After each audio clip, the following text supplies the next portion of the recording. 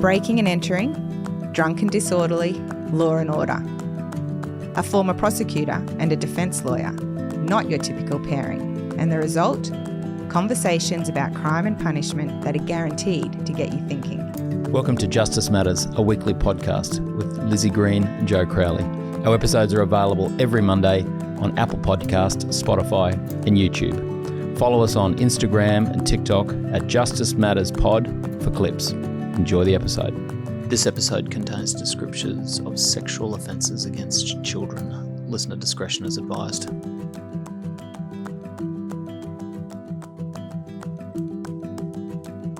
Hello, Lizzie. Hello, Joe. How are you? I am well. How are you? I'm a bit apprehensive. We're jumping today into a very controversial and emotive case. Well, that doesn't sound like us. This is a case of Cardinal George Pell. Oh, dear. I nearly said, oh, Lord. Oh, but Lord. I'll take that That back. would have been ironic. Yes. And our producer, Connor, tells us that there's been comments in our feed about doing a show on this. Well, I agree. This is going to be a little dicey. Wow. Okay, thanks. I hope you get all the love. I don't think I'm going to get any love online for this, but anyway, we'll see. But I think public opinion is quite split, so there should be half the public who agree with you. Oh, there you go. Okay, well, that's about pretty much what it usually is, isn't pretty it? much. Okay, good. So this is not that old a case. It's sort of all wrapped up in the High Court in 2020, but it's been back. I've seen it in my LinkedIn feed. I'm a LinkedIn junkie, love a bit of LinkedIn, because I understand that that I think the victim in the case for which George Pell was prosecuted, plus some other victims who've claimed that they were sexually assaulted by George Pell, have been compensated after the Royal Commission into Institutional Sexual Offences that was held in Australia. Very interesting. It is interesting. And so some anti-Pell people have been online trumpeting, this update. Well, because it is an interesting concession. Well, I'm not sure. Well, it's something. I'm not sure what it's a concession to. But particularly Louise Milligan, who is a journalist.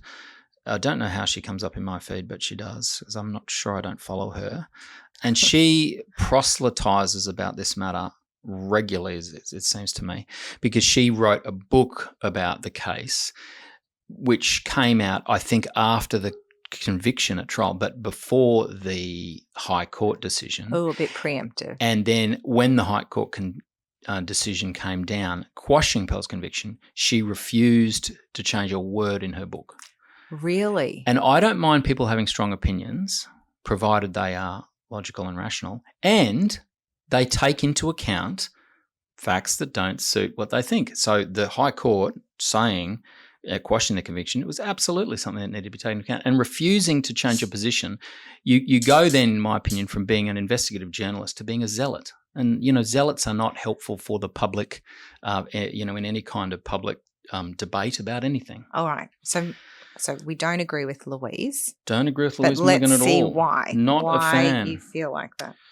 Well, I feel like that because I'm so let's throw out there my preconceived biases.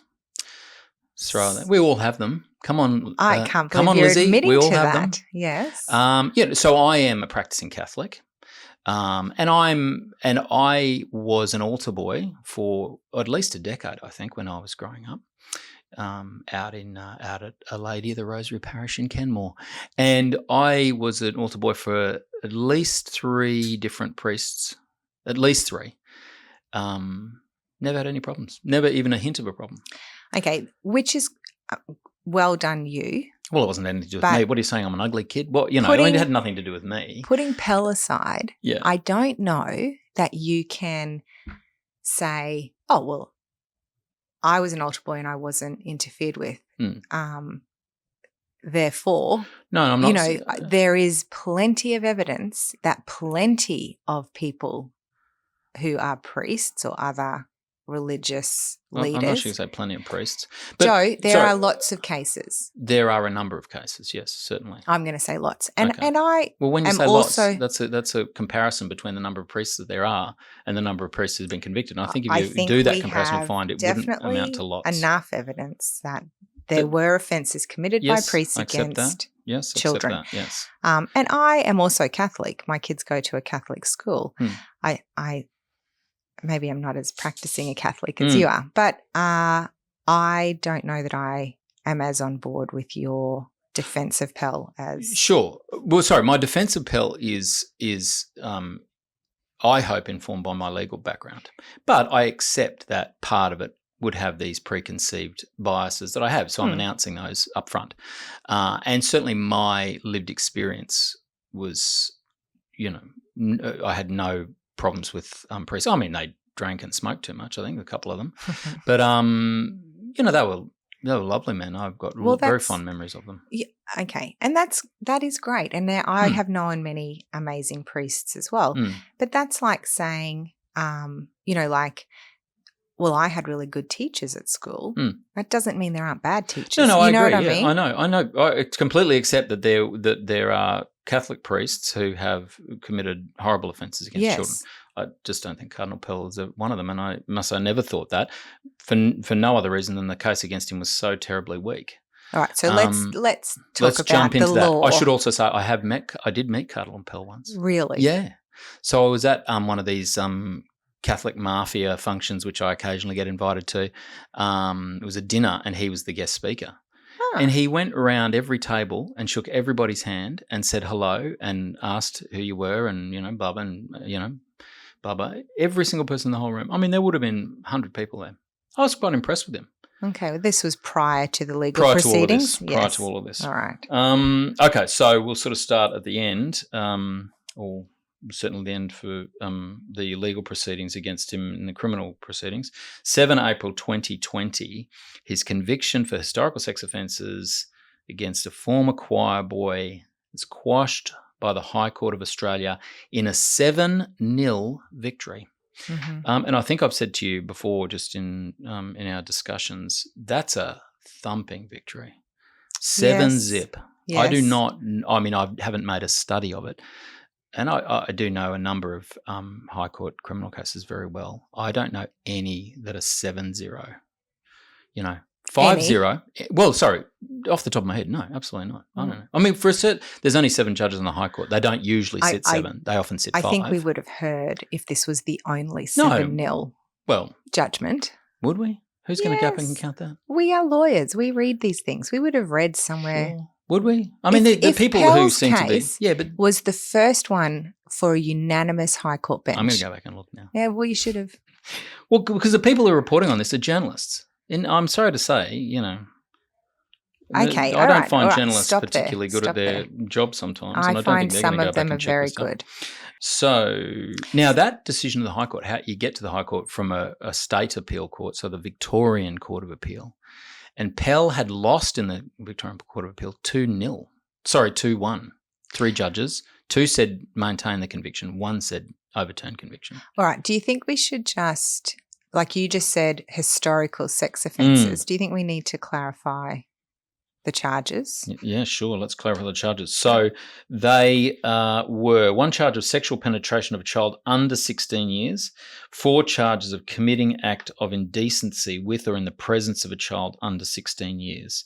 There's 6 charges all up. I don't know. My maths obviously isn't great because that's only 5. And 2 victims or just the 2 one? victims, yes. And the charges were said to have been committed between July and December 1996. Okay, and so I think one of the things that sometimes people get confused about is that these are quite old charges being brought some, 20 years later. We don't have a statute of limitations on charges like these, sex offences, murder. So if evidence is uncovered, if a prosecution starts down the track, there's nothing unfair or unconstitutional or procedurally wrong to do that under our system. I think that's probably putting it a bit too high. There's nothing procedurally wrong with doing it. I think that there is unfairness. I don't think the Not in prosecutions all are very. cases. I think in all cases, whether the unfairness is such that the prosecution shouldn't go ahead is another question. And I must say, I think that the test for them going ahead is far too high, and I think they should be much more. The test is too high. That Yeah, in that- sounds like it makes it too hard. I must say, I think there should be a statute of limitations on criminal offences. There is in other countries where we are. Oh, I won't say we're an outlier, but other modern Western democracies do put statutes of limitations on them. And I think that, when you have charges that are 20 years old, 30 years old, 40 years old, I think, the level of unfairness there is getting enormous. So, yeah. But there's no barrier, is my point. No procedural barrier, correct, Yeah. So I did find there was a further charge of an act of indecency in the presence of a child, which was committed between July of 96 and February 97. So a larger window in which the offence occurred. Okay. Now, let me just quickly say something about those dates, 1 July to 31 December. So that's effectively a straight 6 months.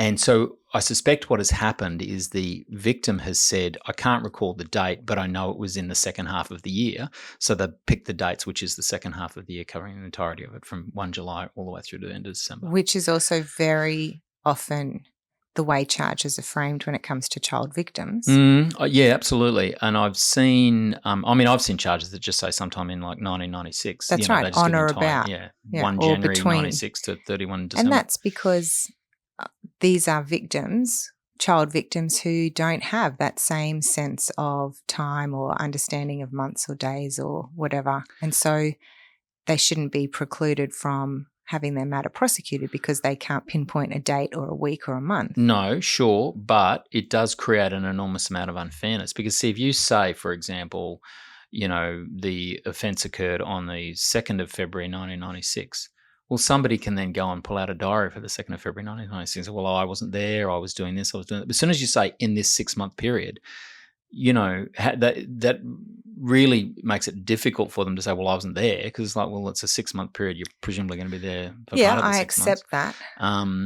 And so it makes defending it harder.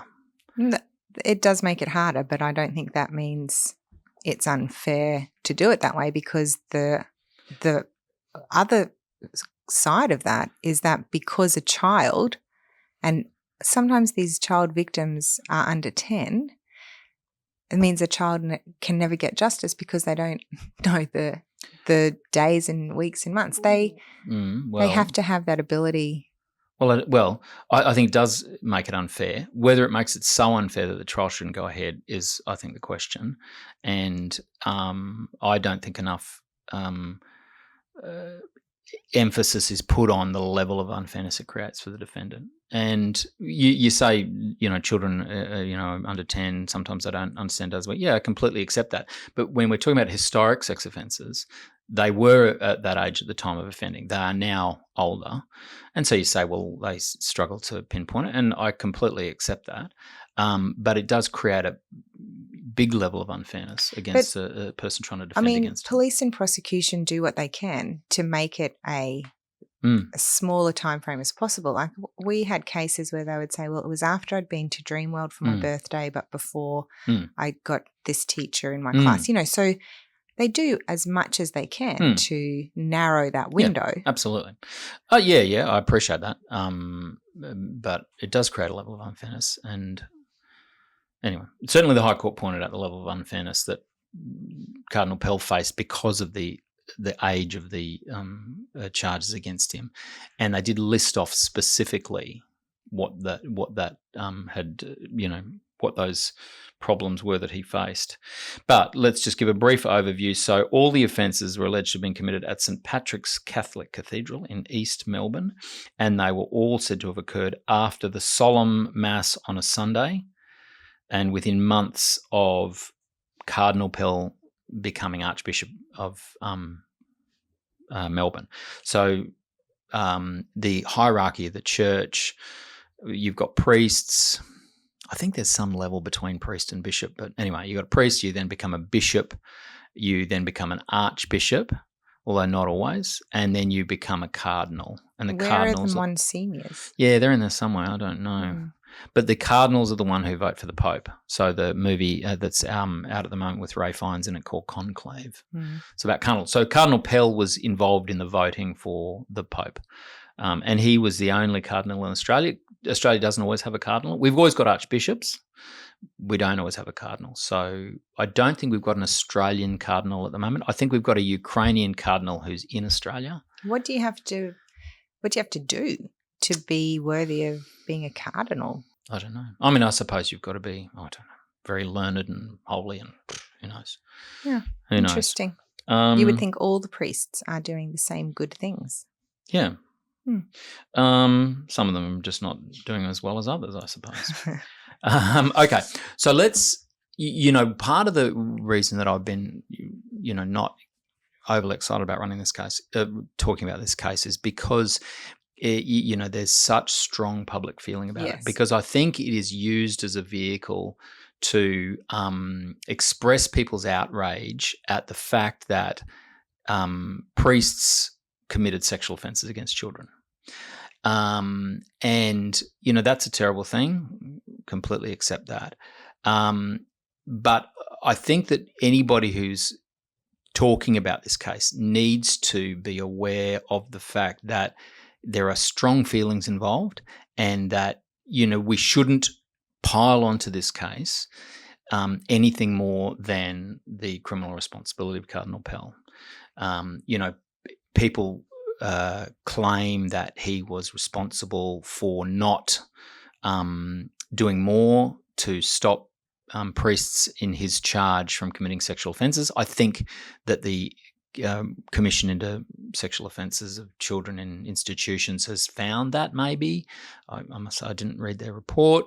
So, I mean, I think there is certainly some information out there that would support that he didn't do enough. But but he's not charged with that. He's charged with some very specific offences. And I think if you look at those offences, the charges should never have been brought. I think it is really a very emotional topic. And I guess part of it is whether you're Catholic or not, the idea of, people who have taken these vows to lead these good lives, who then are proved to have committed one of the most abhorrent crimes, which is sexual offences against children. It does just incite such strong reactions. And so, yes, he has become somewhat of a poster boy for all that is bad in the priesthood. And I agree that's not necessarily fair, but I also think accountability generally from the church, and particularly if you are an archbishop or a bishop or a cardinal, your responsibility is greater. And so I think that is where it stems from, definitely. Yeah, okay. I mean, I think there's probably also another level again, which is there's a very anti-organised religion. I think that's the zeitgeist at the moment. So, I mean, I think atheism is the popular religion in Western societies, and so I think that also feeds into the idea of sort of a bit of religious, organised religion bashing. I think people jump onto the Pell case because they want to get involved in a bit of that too. Well, I mean, you see that across all religions, don't you? Any excuse to, for some groups to talk out against whatever religion, whatever the organised religion is. Yes. Yeah, absolutely. All right, so. I want to start back in 2003 because our then Governor General, Peter Hollingsworth, who had been I think he was an archbishop in the Anglican Church. He was the Archbishop of Brisbane in the Anglican Church. He had been made Governor General by John Howard, and accusations that he had not done enough to discipline or to protect his parishioners from Anglican priests who he had information were committing sexual offences was brought against him. And I don't think anything was ever legally charged against him, but certainly his reputation was damaged, and I think to because he was the Governor General and it's not appropriate to have somebody as a Governor General who had these kind of accusations, he stood down. And so, in that sense, you can see the public pressure that was being exerted on religious officials for whether they had done enough. Because I think, and I did read some of the inquiry materials, but it was things like there would be suspicions and the priest in question would just be moved to a different parish, so it was not addressing the concerns at all. It was... Yeah, okay. Well, I think to say there is a suspicion. So, I mean, I've seen up close what Catholic parishes are like, and there are people in Catholic parishes who will complain about everything, And so I suspect that priests and bishops and archbishops end up dealing with an enormous number of complaints, and complaints about priests, and complaints about priests' behaviour. Perhaps not necessarily always involved with, sort of sexual indiscretions, but, exactly what they're being told, by whom they are being told it. I think in the context of all of the other complaints that they're getting, I think is relevant to then assessing their decisions as to what to do. And I think to just make blanket statements that, there were suspicions about this priest and they just moved to another parish. It's like, well, what were those suspicions? What exactly were they told? Who told them that? I think you need to drill into it a bit more. It may well be that somebody said, this kid's fiddling with, this priest is fiddling with kids, and they made a terrible decision, we're just going to move him. That may be the case. I think that was the case established in some circumstances. I'm sure it was. But I think that to say that, every time there was a complaint made to Cardinal Pell, it was clear as day that there was somebody committing sexual offences against him, and all he does is some. No, I don't think it's that obvious or that straightforward. No. Absolutely not. And you're right, people will complain about things you always. It's unbelievable. So I do take your point to an extent, but I think you have to acknowledge that the findings of the inquiry overall were problematic in a number of respects for the Catholic Church. Yeah, absolutely. I think more to the point are the findings of criminal offences against Catholic priests. I think that the Commission into Institutional Sex Offences in Australia was not a particularly well-run commission, and it has been subject to a lot of complaints about the way they conducted their processes and the conclusions that they came to, and not by religious groups, by lawyers. I think, So I'm not sure it was the best commission. And I have had an opportunity to see commissions of inquiry running up close, and I can tell you that I can well understand that you would have a long-running, well-funded commission that was run really poorly. I can well imagine that would occur. So when I see those kind of complaints against that, the Royal Commission into Institutional Sexual Offences, and I'm like, I could see how that would occur. So I would prefer the more reliable standard of what the criminal court found against priests. And there's been a number of priests who've had criminal offences proved against them. Yes. All right, so what I think is concerning about Cardinal Pell's case is that the Victorian police begin an investigation against him with no evidence. What do you mean with no evidence? With no evidence. They decide that they are going to start an investigation into whether... No complainant. They do what's called a trawling operation, which is that they start phoning people and saying, were you ever sexually abused by Cardinal Pell? Why? Because they were trying to build a case against him. But why? Well, because, I don't know. Like, that seems very odd. It's very odd. It's even odder that they kept that investigation running for 2 years with no evidence. But so there was no anonymous tips, there was no trigger that got them started? I think the trigger that got them started was the zeitgeist against the Catholic Church, and the complaints that Cardinal Pell hadn't done enough. And I mean, there had been complaints, I think, that had been investigated by a retired judge hired on behalf of the Catholic Church to look into complaints made against Cardinal Pell, and he said that it was insufficient evidence or unreliable witnesses or something like that. But the police honestly started, they admit to having what they called a trawling operation, where they phone around and ask people, hi, have you been, Did they do that in relation to other priests? I don't know. Certainly didn't in Pell. Anyway, it's not until they get the first complaint they get is in June 2015, so almost 2 years later before they even get a complaint. So Cardinal Pell, the timeline is it goes to trial in early 2018, and the first jury can't reach a verdict. I've said before. One of your favourite. I know that when you can't reach a verdict on a first trial, I've seen this a number of times in miscarriage of justice cases, and I think it's a red flag.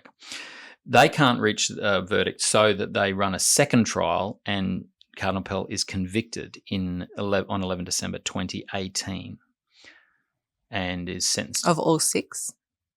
I think he was convicted of all 6, yeah. Yeah. And he goes off to jail, and he's in jail. From then, his appeal is heard and decided by the 21st of August. I suspect that the date the decision came down wasn't the hearing date. I think they probably reserved the decision, but Cardinal Pell appeals and it's dismissed. So hold on, how long was he in custody before that appeal decision was given? Well, he goes into jail in December 2018, and so it's 6 months later, August 2019, the appeal's dismissed. Right. And the High Court overturns his conviction in April 2020. So he does 18 months jail. Okay. That's pretty quick moving justice. It is. And I must say, people talk. I don't actually talk about this case as a miscarriage of justice, because it isn't, in the sense that the criminal justice system worked as it should, in that the errors were picked up in the appeal process. And he got pretty swift hearings, really, when you think about it. Yeah, although when I said the criminal justice system worked as it should, obviously I think the trawling operation for 2 years by the Victorian Police is abhorrent, and I also think that, considering that the High Court threw out the case on the basis that the jury verdict was unreasonable and cannot be supported having regard to the evidence, then there's a real question mark as to why the prosecutor brought the case in the first place. Yeah, I mean, I think we've talked broadly about the different ways that you can appeal, or the different reasons, and that one is a really tough one to succeed on. Usually, yeah. But it's also not impossible. So just because a court of appeal finds the jury's decision was wrong doesn't necessarily follow that the prosecution should never have happened. No, not always, but I think you've got to. Well, I'll get into what exactly the High Court found, and I think the problems were within the prosecution's own case, and the inconsistencies between the witnesses that they were themselves calling. And was that? I mean, see, then I want to question: were those inconsistencies only revealed or occurring during the trial itself, or did they have advance notice of those inconsistencies? No, advance notice. Well, let me explain the story behind the charges. Let's go, and then we can talk about the evidence. So the accusations, as I said, were that they occurred after Sunday solemn mass in the cathedral. Now, my dad loved going to the cathedral in Brisbane, and we used to go to the 12 noon mass. The 10 o'clock mass was the big formal one, but the 12 noon mass had a bit of pomp and ceremony, in that the priest would come in the back of the church, walk all the way up the centre of the aisle onto the altar, and would be accompanied by often the choir would walk in front of them, so that's 15 people, and then the altar servers, and there was always at least 3 altar servers, and then the priest often had an offsider, and then in the procession was often the people who were doing the readings, the offertory. People who are doing the offertory. So there's a procession of, this is just in an ordinary Brisbane cathedral run-of-the-mill mass. There's 20 people processing up the aisle. So in East Melbourne, at the cathedral, in their high solemn mass on a Sunday, which I assume is mid-morning, they have, let's go through it, processions led by altar servers, then came the choir, comprising 50 boys. 50, ranging in from grade 3 to 12, around 12 adult male singers. They're followed by the choir master, the concelebrant, so the other priests who were celebrating mass as well, and Cardinal Pell, with the master of ceremonies, Monsignor Portelli. There you go, there's your Monsignor. Monsignor Portelli came last. Behind him was 2 further altar servers. The choir processed in a file 2x2, strict order, with sopranos first, followed by altos, tenors, basses, adult choirist, and the choir marshal, ensuring the procession maintained discipline. So the two boys were not altar boys; they were in the choir that the charges related to. Okay. And you can see there that they're walking 2x2. They're in the front of the procession, and there is the choir marshal who's there to maintain discipline. You can appreciate why that would be With 50 relevant boys. when you've got kids from ages 8 to 18, Yes. all walking in procession together. Yeah, Wow, that would have been quite the wouldn't it? quite the Herding mass. cats. Well, not just that. So procession, when the procession, so on the way out, it processes from the front of the cathedral where the altar is all the way out to the outside, to the back of the church. So when the procession reached the end of the cathedral, Cardinal Pell's practice was to leave the procession at this point and remain on the steps of the cathedral with Monsignor Portelli and greet the congregation as they came out. Meet and greet, hello. Very common. Very common. My local priest does that at the end of every Mass. He stands outside Mass, shakes people's hand. This was estimated to be 10 minutes to half an hour on an ordinary day. Okay, so the rest of the procession comes out the door. They then go around the side of the cathedral, and then they go back in a side door. Priests, altar boys, choir boys go to the rooms where they variously put on or take off their robes. The High Court case said the altar service entered the priest's sacristy and, in formation, bowed to the crucifix, thereby marking the end of the formal procession. Right. So I think what the High Court is pointing out is that the process of the procession is quite formal. And so when you take into account what the only witness who was alive said happened, it did sound unlikely. So prosecution case was that was from one choir boy who was allegedly one of the victims, and he was said to be the other choir. He said there was offences against him and his mate. Unfortunately, by the time of trial, his mate had died in an accident some years earlier. So how old were they at the time? So at the time, they were under 16 because one of the charges was under 16. I think they were sort of 13, 14, something but like that. But not the 8-year-olds? No. No. Oh, the evidence was that the boy who had died had been asked at one point by his parents whether he'd ever been sexually interfered with by a priest, and he had said no. That was the evidence of the other complainant? No. The other one complainant, the one who was there, he gave a detailed evidence of what occurred. Yes. I think the defence call evidence from the father of the other boy, who's now dead and doesn't give evidence, that the father had once asked his son, were you ever interfered with by a priest? And he had said no. Okay, and that has some, value in having it heard in court, but I don't think that's necessarily determinative of anything, because if there's one thing we do know, it's that victims of sexual offences do not always disclose. Sure, when you say it's not determinative of anything, I mean, if it's been put before a jury, they've got to use it to determine something. And they can consider it. Yeah, well, the question then is how reliable is it? How much weight could you put on it? And I suspect you couldn't put, the preponderance of evidence, if I say it like that, is that the other choir boy hadn't been interfered with. That's the preponderance of evidence. You might say, well, it's not very strong evidence. But I mean, he's not there to give evidence now. No, he sure. can't explain why he might have said he had not been interfered with, but we know as fact that victims of sexual offences often feel not in any way that it's right, but often feel shame or... Absolutely. So, but you also know as fact that he was asked a direct question and he gave a direct answer. Now, his motivations for giving that answer, we don't know. We know what the answer is. So I say the preponderance of evidence actually is that he hadn't been sexually interfered with. As I say, you might say, well, it's not very strong evidence. I think that's probably right. Yeah, I don't. But the preponderance of evidence does not support the prosecution case. Well, it's a bit hard when he's dead, isn't it? Sure. One of the other problems with this case in a forensic sense, in a sense of convincing juries, is that you have a victim who gives a detailed account of what happened. Then you have a defendant who says, during this 6-month period, I didn't sexually interfere with anybody, and when I went to Sunday Mass, I did X, Y, and Z. And it's less compelling because it necessarily is less detailed and certainly less emotive.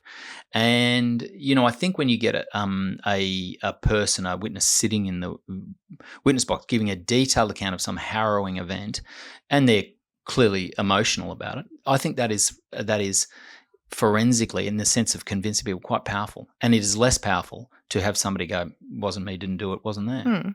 So I do think that there's a real forensic disadvantage in these historical sex offence cases because, you can't match that level of, that powerful testimony with other powerful testimony. You can just give denials. No, it didn't happen, wasn't there. I'm making these comments not necessarily to specifically comment on Pell himself. But that kind of statement, Joe, that bothers me as well because you could say that equally for a sex offence that happens last week and you've got a very emotional victim and you've got an offender who goes, wasn't me. Like that is not uncommon in these kinds of offences. But, if it's something that occurs in the, recent past, then often their defence is much more sophisticated in that they can say, well, I wasn't there at the time, here's my alibi. Or they can say, yes, that occurred, but it didn't occur the way that she or he said it occurred. In fact, it occurred like this. And they can give a competing narrative, with it's details. All open. Yeah, but you can't. You give a lot less detail when it's 20 years ago. And you're like, yeah, I did solemn mass every Sunday, never sexually offended against anyone. But we have offenders in recent, who have recent charges, who also just say, no, it wasn't me. Yeah. So, but as I say, they, But to put any kind of forensic disadvantage on an offender at whatever point the charge stems from, because you have an emotional victim and an unemotional accused. I don't know if that's... Well, it was more than that. It was that the level of detail that you can give as a defendant when you have more specificity around the charge creates, I think, as a general proposition, a more powerful narrative which can compete against the victim's narratives, which are often quite powerful as well. All right. All right, so I've found it here in my notes. 13-year-old were the boys at the time of the alleged offences. So this is what the one choir boy who was left said, that they had, as the procession goes down the cathedral, they had broken away from the confession and went back into the cathedral, made their way down a corridor to the priest's sacristy, which was unlocked. They went inside and were poking around in a cupboard. In an alcove, they found a bottle of red altar wine. They had barely taken a couple of swigs from the bottle when Cardinal Pell appears in the doorway. He's standing alone in his robes, and he challenges by saying, "What are you boys doing here, or you're in trouble?" They froze. Cardinal Pell then is alleged to have undone his trouser and his belt and started moving underneath his robes, and then the sexual offences occurred, which includes sexual penetration. Okay.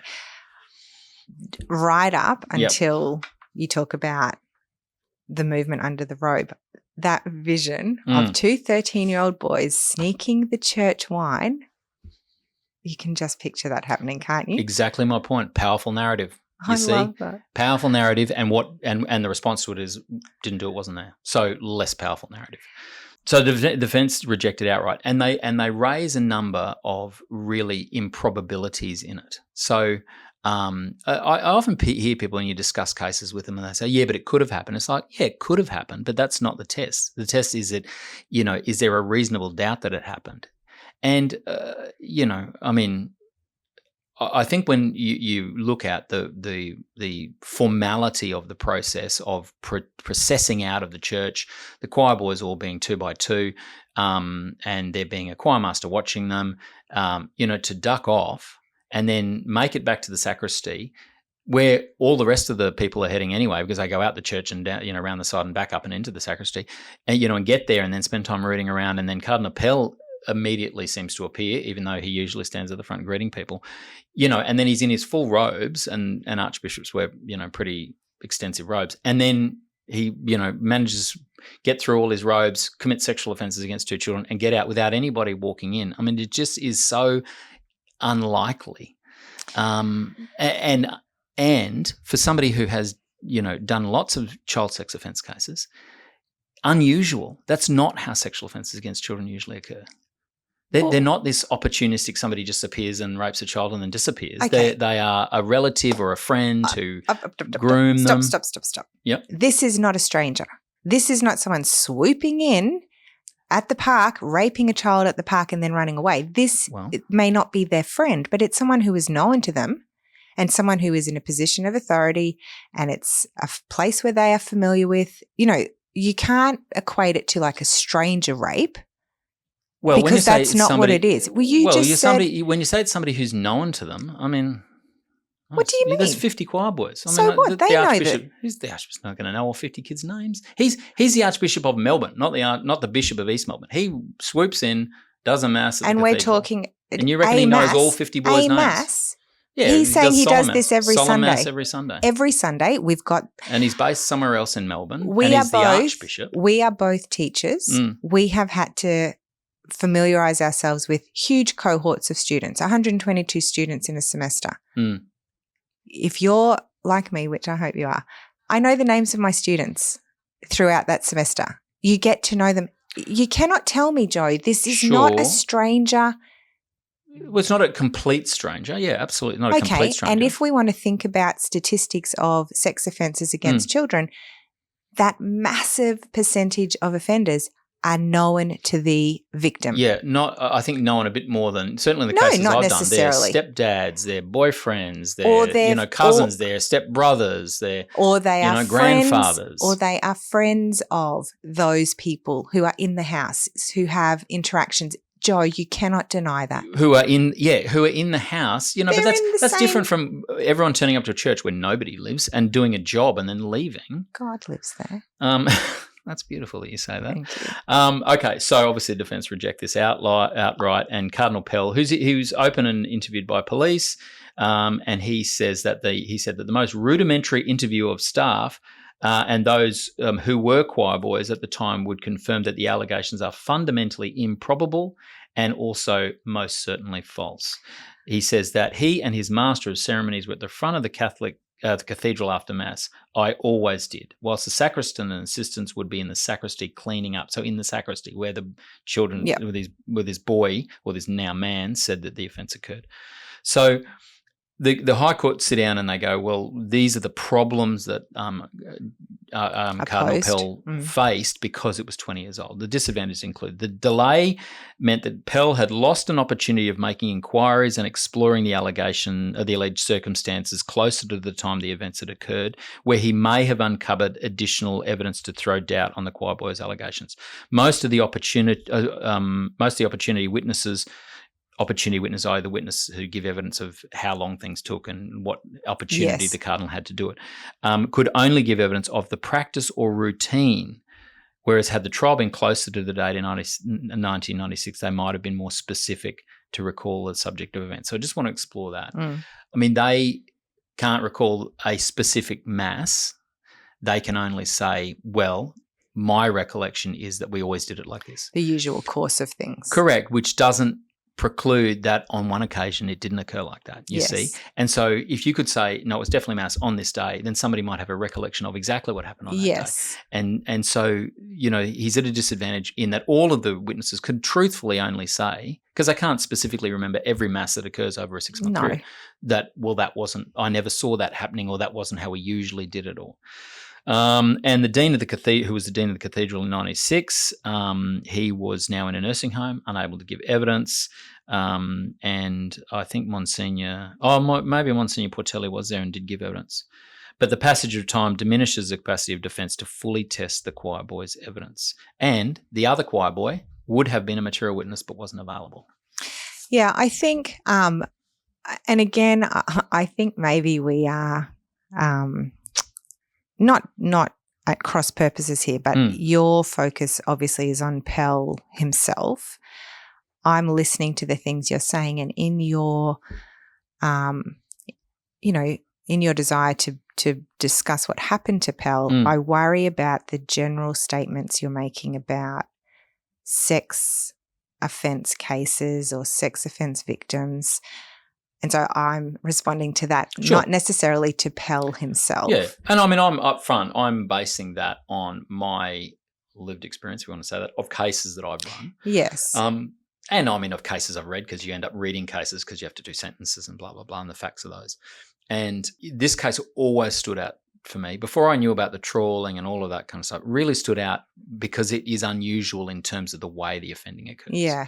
I think also when you talk about the disadvantage as a result of delay, I do think that there is a degree of disadvantage for a victim as well, because there are warnings given and a jury knows that this person is recounting things that happened all of these years ago. And so that does cast doubt on the weight of what they're saying as a natural thing. You know what I mean? Sure, but my experience has been they tend to be quite detailed, and you say, well, how can you remember that detail this much later? And then, the answer to that is always, well, because it was a traumatic event and traumatic events stick in your mind. Yes. But all of that, and that all may be true in terms of how humans recall things, but you can appreciate that, as I say, it creates a strong narrative, which is difficult to produce a strong answer to, because you're really just doing a bare denial. I never saw that happen. I Didn't know, happen like that. I know. Wasn't there. And I'm not saying it's the same degree of disadvantage, but there is definitely, defense counsel will ask questions to undermine the veracity of what's being said. Exactly. But so there's disadvantage for the victim as well, is my point, not just the accused. Like historical cases are difficult for all parties.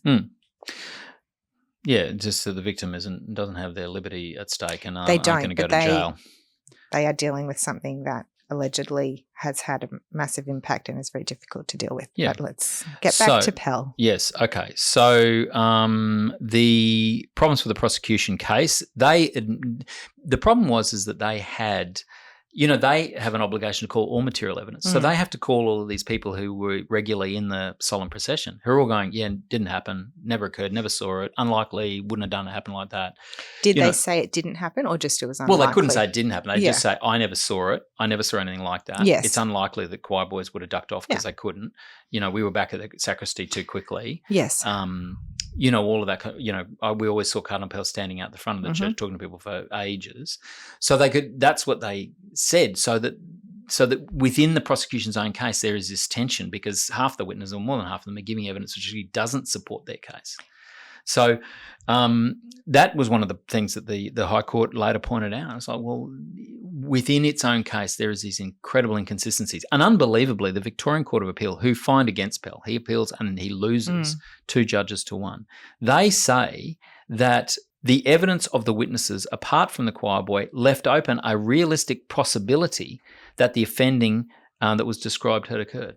Left open the realistic possibility that occurred. So that actually isn't the test. It's beyond reasonable doubt.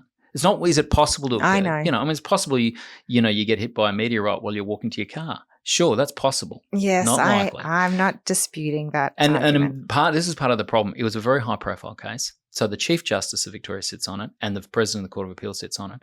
And then neither of them are experts in criminal law.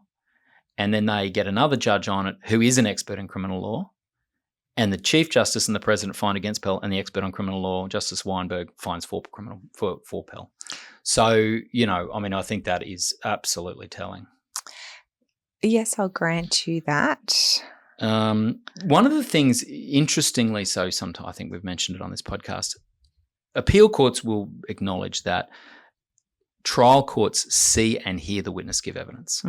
And so the trial court has an advantage because they can assess the credibility based on tone of voice, body language, all of that expressions. Expressions. Yep. And so if on appeal a question turns on the notion of credibility, often appeal courts will go, oh, well, look, we don't have that same ability. Yeah. So, but in the first trial, the victim's testimony and cross-examination was recorded. So in the second trial, they just played that for the jury. And on appeal, the judges just watched it. So the judges on appeal did get the opportunity to see and hear the witness give evidence. So was that victim not cross-examined at the second trial? Wasn't even there. They just played the tape. And I can understand that. Giving evidence is obviously quite difficult. And so they had recorded it in the first trial in case they needed it. As it turned out, they did. They just played it in the second trial. Was it the same counsel for Pell? Yes, Robert Richter QC. So presumably he'd had the opportunity to ask the questions he Yeah. wanted to ask. Oh, yeah, his cross-examiner was just All playing. right. I mean, if the examination chief, if the evidence, the story the witness gives is the same, then your cross-examination is probably not going to be much different anyway. Okay, so anyway, it goes up to the High Court, and the High Court point out all of these issues and concludes 7-0 that that the verdict was unreasonable, that the answer that the jury came to based on all they'd heard was unreasonable, and that in fact they should have entertained a reasonable doubt that this event had occurred, and they should have acquitted. And in considering, they pointed out that the flaws in the prosecution case were within its own case and obvious to the prosecutor before they even started the trial, I think there's some real question marks over why the case was even brought. So what was the actual order of the High Court? Conviction quashed, acquittal entered. So again, absolute win. They could have quashed a convicted or order a retrial. They didn't. They quashed conviction and acquitted. Which, I mean, when the appeal is successful on the basis of a jury verdict, there's no point in having a retrial because they've just said there's no basis for the jury to convict. Yes. So that would be counterintuitive. Yeah, I suppose that's right, yeah. So how long had he spent in custody? 18 months? I think about 18 months, just looking at the dates. Is he still a cardinal? Well, he's passed on. He's gone to God. Oh, did he die? Yeah, he died. When? A year ago. Did he? Yeah. Yeah. He went to Rome. He went off to Rome when he got out, and I don't think he ever came back to Australia. Still as a cardinal, though? Yeah. So his conviction... Well, I think the Catholic Church's position was that, well, let's wait till the criminal justice process has concluded before we make a decision. And so the criminal justice process concluded at the High Court with an acquittal. So there was nothing for them to consider. No.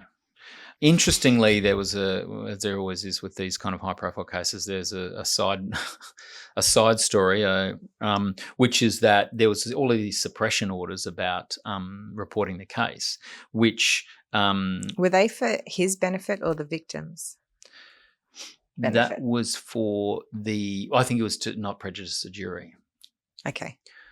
So suppression orders, but journalists kept reporting.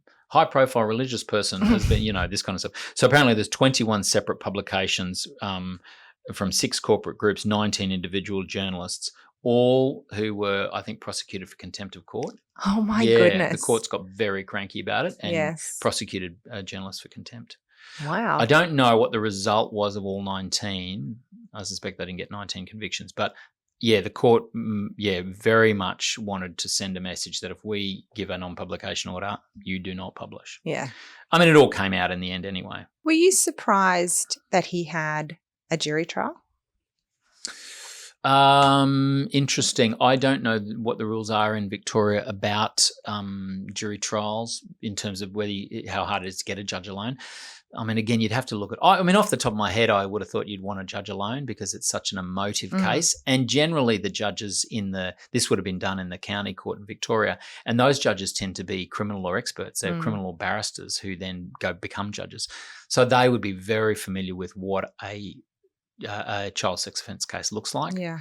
And as I said, in my experience, this is an unusual case in terms of the facts. I guess if we were to run it in Queensland for a judge alone, one of the things that works against judge alone is if it's like a community standard that needs to be judged, like indecency, and they want that to be done not by a legal mind. Yes. So maybe it was something to do with that. Maybe. Yeah. I mean, you can still do it. Dennis Ferguson had judge alone. And because he just couldn't get a fair trial. Yeah. Pedophile. Yeah. Anyway, so there's lots of people crowing at the moment about how, the Royal Commission into Institutional Sexual Offences has paid out some people who have alleged to be victims of Cardinal Pell. And I think really if you're going to look at legal standards, the rigorous standard is in the criminal courts and the High Court. But so you can't really just ignore that, can you? I'd like to. But it's the church paying it out, isn't it? I think it is, yeah. And so how can you not see that as some acknowledgement by the church? Well, because why else would they pay? This for is the reputational question. Damage. This is the question. I mean, if they don't pay, they're going to be absolutely lambasted in the media. Well, it's not helping their reputation to say, "Oh, well, we'll acknowledge you're you're deserving of compensation for things done to you. I know that the Catholic Church took a policy for a number of years of basically paying out anybody who complained about sexual offences, and for a number of years was doing that, and then when some very obvious cases that were not true came up, finally started to push back and do some reality testing of complaints against the church. Okay, so that doesn't help your position here now on Pell then. Why? Oh, well, sorry. I know that was the Jesuits were doing that. That's one of the organisations within the Catholic Church. The Catholic Church is a massive organisation, so I don't know who's paying out this money, on what basis they're doing it. But I think they're entitled to have a level of scepticism about complaints against the church, in the sense that, this money is the church's money. The church is made up of people all over the world. They're not entitled to spend it as they want. They are, in a legal sense, duty bound to be careful with the assets of the church and not spend it unnecessarily. And so, I think they're entitled to question or be skeptical to a point of people who claim that they've been sexually offended against by priests. Okay, so you're not helping your position that there's nothing in this, because if they are entitled to make judgments and to investigate, and they have chosen to pay, then doesn't that have some weight behind it? But that assumes they've investigated these cases. They might have You're being very contradictory. No, I'm not, because, I don't know that they've investigated this. They might have just, the institute, the Royal Commission into Institutional Sexual Offences must have just said, you know what, we say these people deserve compensation, and for reputational reasons, they go, sure, okay, we'll pay that. As opposed to going, you know what, we're actually going to test that ourselves. They might have just gone, look, it's actually better for our reputation to just pay these and not fight it. Maybe they did. I'm just saying you can surely understand why people who have now heard about a compensation payout have something to say about that fact. I can, but in saying that, they should acknowledge that the court that held was more rigorous in how it approached the question of certainly that particular case. So threw it out. And if there's any other people, that didn't go through a criminal court. And so on a similar kind of vein then, if someone is charged with a criminal offence and are found not guilty, but then are sued civilly, like in tort or whatever, what do you think? That's not a valid finding either? It is a valid finding of the court, but nobody's done that. No, I'm not saying that happened here, but but just because a criminal court, because it is a very high standard. It is. Just because that there is no successful prosecution outcome there doesn't mean there has been no wrongdoing. Sorry, in a criminal sense? No, overall. Which is where we come to this compensation payout, which doesn't have to follow only on a guilty verdict, because we know that that standard is very high, that there are findings in civil courts where a finding in a criminal court doesn't happen, so and again, I'm not saying this specifically to Pell, but I'm just saying you can understand or appreciate that compensation payout would carry weight in the minds of lots of people as some kind of concession to wrongdoing. Sure. Yeah, I'm not sure how reliable it is. But Sure. I'm not sure. Look. People can make their own opinion, so long as they make an informed opinion and identify and accept the weaknesses in their position or the information that doesn't support their position. I think it would be very difficult to refute the finding of the High Court. A sex offence case is difficult at the best of times when you've got forensic evidence and that sort of thing. And so, I do not for one second say the High Court got it wrong, and I understand how they reached that conclusion. But I also think it's so easy to feel so strongly about this particular case, and I think we can't sort of let it colour too much of general perceptions and ideas about historical sex cases or sex offence victims or whatever other kinds of commentary might stem from this discussion. Sure. Anyway, I think it's a very child sexual offences is an area that is fraught with emotion, Yes. and I think when an area is fraught with emotion, the best thing to do is to be as strictly rational and logical as you can, so that you, as far as you can, reduce the risk of decisions being made for emotional reasons. I know it is. It's one of the most fraught, upsetting. Yeah. And I think there have been plenty of cases where historical sex offences end in not guilty verdicts with good reason. But I don't think that we can then detract from the experience of those victims where there are not guilty verdicts. Just because they don't reach that standard of proof doesn't mean that something didn't happen. And I think that's something to just bear in mind. Sure, I absolutely bear that in mind. I mean, anyway, who knows what happened to this victim, but you certainly couldn't say beyond a reasonable doubt that George Pell raped him in the sacristy of the St. Patrick Catholic Cathedral absolutely in 1996. Fair. Yeah. Anyway. It's anyway. Let's let the Twitterverse go crazy on that one.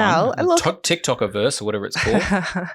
I think well done for tackling that one. Oh well, let's see. I don't know. We'll see. Somebody might fire bomb my house. Let's see what we come up with next. Yeah.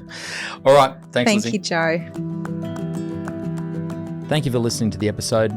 If you enjoyed it, please rate and review or like and subscribe. It all helps Lizzie and I keep this podcast going. If you're interested in clips, you can look at them on Instagram and TikTok. Just search for Justice Matters Pod. See you next episode.